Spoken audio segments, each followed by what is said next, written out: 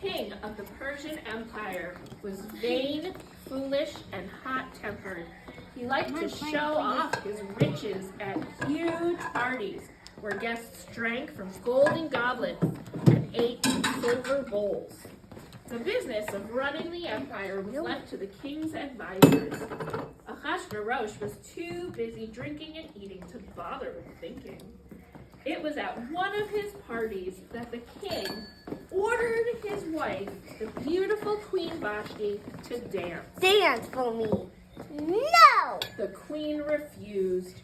Ahasuerus was enraged. How dare she disobey me? How dare you disobey me? Get rid of her. Banish her! I will. And the very next day, Queen Vashti was banished. Days, weeks, months went by. Ahasuerus grew lonely and very bad-tempered. Look how sad the king looks. He missed Queen Vashti. He will punish us for what happened to the queen, said one of his advisors. He should punish us to what happened to the queen. He will get rid of us, said the other. Not if we find a new queen. There you go. The search began. Beautiful young women arrived at the palace from all over the empire. Now, there was, in the city of Shushan, not far from the palace, a beautiful young woman named Esther. She lived with her cousin Mordecai, for both of her parents had died when she was a baby. Esther and Mordecai lived in Persia, but they were not Persian. They were Jewish. Many years before they were born, their ancestors had been taken prisoner by the king of Persia and brought to this country. By the time Ahasuerus became king, the Jews were no longer prisoners. They spoke Persian and dressed like their Persian neighbors. They lived by the laws of their new land. They bought and sold in the market. They even served in the king's army. But in their homes, they practiced the Jewish religion. When the search for a new queen was announced, Mordecai tried to hide Esther from the king's men. For everyone knew what had happened to the last queen. But Esther's beauty was known throughout the city. One day, soldiers came to the door. Found ya. And Esther was taken to the palace. Don't tell anyone you're Jewish, Mordecai said before she left. Inside the palace walls, Esther lived in a special house with the other young women. For 1 year, they were massaged with fragrant oils and sprinkled with exotic perfumes. Their hair was brushed, their nails were clipped, their lips were painted, their cheeks were blushed. All this was to prepare them to meet the king. The young women spoke many languages. They were of different religions, and they were all beautiful, each in their own way. Esther enjoyed meeting women from different parts of the empire, but she missed Mordecai, for she was not allowed to leave the palace grounds, and he was not allowed to enter. Each day, Mordecai walked past the women's courtyard and looked inside so that he could know how his cousin was doing. One by one, day after day, the women were brought to the king, and one by one, day after day, he rejected them all.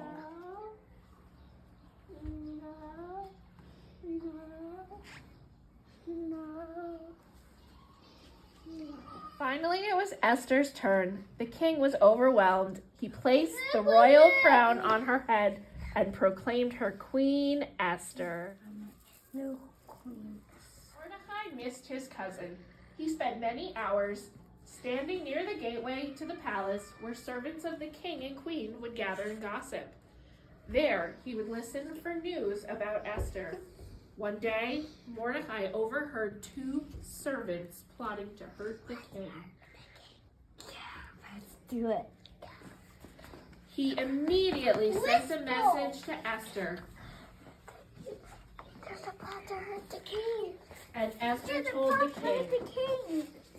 Hurt the king. Hear the story of the plot to hurt the king?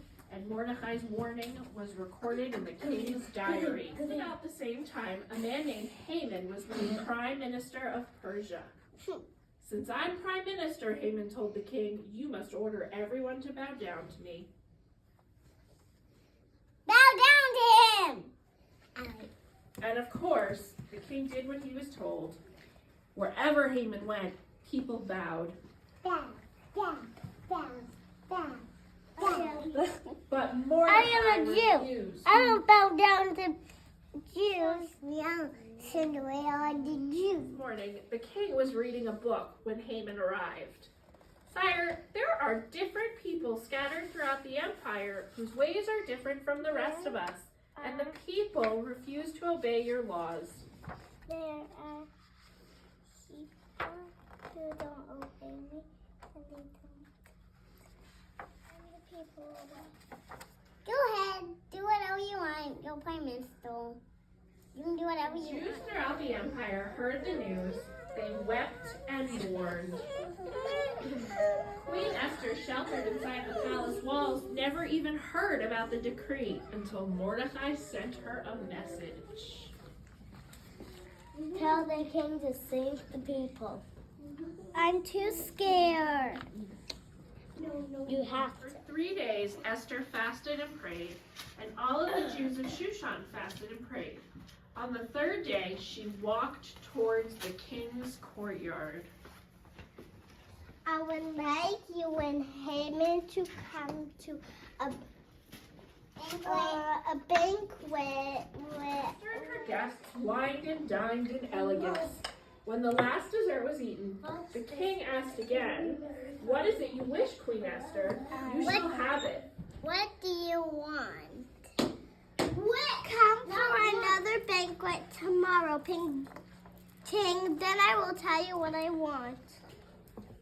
Oh. While Haman's carpenters were building the gallows, King Ahasuerus was unable to sleep. He called for a servant to read him from the royal diary. By chance, the servant read about a man named Mordecai who had saved his life. It says here that there was a plot to hurt the king. And Mordecai saved you. What did we do to honor Mordecai? Nothing. Haman, come here.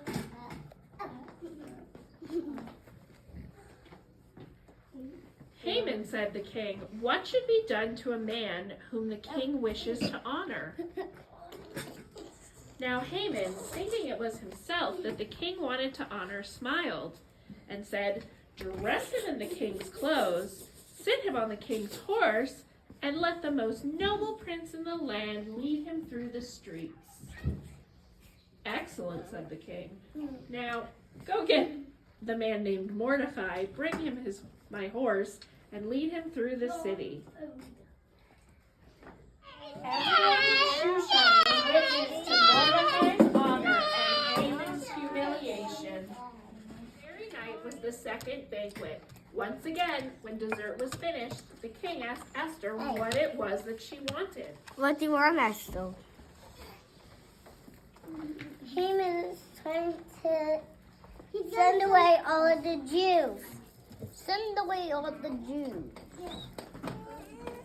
Haman, leave. Within hours, Haman was sent away. On the 13th day of Adar, it was not the Jews who were sent away, but their enemies.